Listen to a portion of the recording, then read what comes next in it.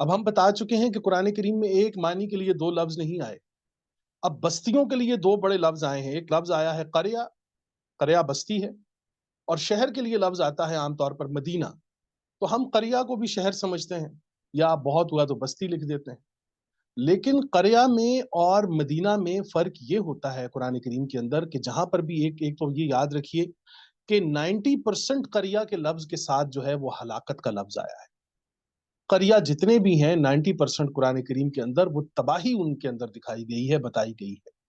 کیوں تباہی بتائی گئی ہے، اس کی مثال کیا ہے، کیوں ہے، وجہ کیا ہے، یہ بھی ہم آپ کو بتا دیتے ہیں کہ قریہ اور مدینہ میں کیا فرق ہوتا ہے۔ یہ رجال کے لیے یہ جاننا بہت ضروری ہے، کیونکہ آج کل پاکستانی رجال کو یہ بات بتائی گئی تھی کہ دیکھیے ایک ریاست مدینہ ہے اور ریاست مدینہ ایسے بنتی ہے اور یہ ہوتا ہے اور وہ ہوتا ہے۔ کیسے بنتی ہے ریاست مدینہ؟ کہنا کہ ہم ریاست مدینہ بنا رہے ہیں اور ریاست مدینہ بنانے کے اصول یا اس کی اقدار متعین کرنا، یہ ابھی تک ہم نہیں کر پائے۔ لیکن آج ہم انشاءاللہ کوشش کریں گے کہ آپ کو کچھ چیزیں ہم آپ کو بتاتے چلیں کہ یہ مدینہ کا لفظ جو ہے یہ کتنا اہم ہے، اور ایک مومن کی زندگی میں مدینے کا لفظ اور اس کا کانسیپٹ کتنا ضروری ہے ایک رجال کی زندگی۔ تو قریہ اور مدینہ کے اندر یہ فرق ہوتا ہے جی کہ قریہ میں ایک تو حق خود ارادیت تسلیم نہیں کی جاتی،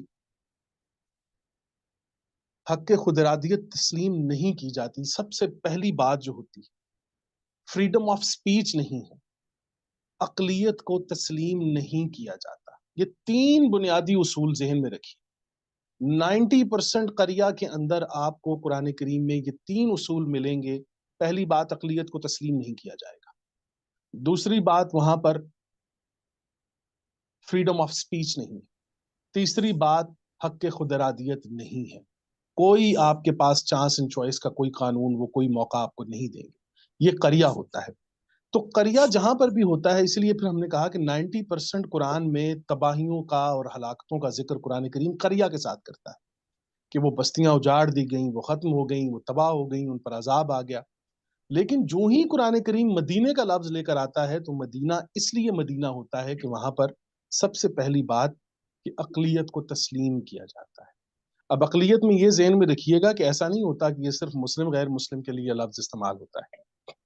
اقلیت ہر اس بات کرنے والے کو کہا جاتا ہے کہ کوئی مکتبہ فکر ہے، وہ بڑا قلیل ہے، بات ان کی بڑی زبردست ہے، اس کے بارے میں بھی ہم کہہ دیں گے اٹھ کے کہ جی یہ دیکھیں گے، ان کو ہم نہیں تسلیم کرتے، ہم ان کو نہیں مانتے۔ تو اقلیت میں یہ ہر چیز آئے گی، چاہے وہ سیاسی اقلیت ہو، مذہبی اقلیت ہو، تعلیمی اقلیت ہو، کوئی بھی اقلیت ہو۔ تو اس کو محض ہم صرف ہندو مسلم سکھ عیسائی کے ساتھ نہیں چپکائیں گے اس بات کو، بلکہ ہم یہ بتائیں گے کہ مدینے کا جو تصور ہے وہ اتنا کمال ہے، اتنا خوبصورت ہے کہ مدینہ کے اندر جو آپ صلی اللہ علیہ وسلم کی ختم نبوت ہے وہ یہ ہے کہ وہاں پر سب سے پہلے مدینہ وہ علاقہ ہوتا ہے یا علاقہ ہے کہ جس میں یہودیوں اور عیسائیوں کو ان کے حقوق کے ساتھ تسلیم کیا گیا، اقلیت کو تسلیم کیا گیا۔ وہاں پر لسانیت جو تھی، قومی لسانی فسادات، ان کے تمام تر خاتمے ہوئے۔ وہاں پر حق خود ارادیت دیا گیا، وہاں پر رائے کا حق رائے جو ہے وہ انسان کو دی گئی، فریڈم آف سپیچ ہے۔ یہ تمام تر چیزیں جو ہیں یہ مدینہ کے اندر ملتی ہیں، اور پورے قرآن کریم میں آپ سے یہ درخواست کر رہا ہوں، مدینہ کا لفظ نکالیے اور دیکھیے کہ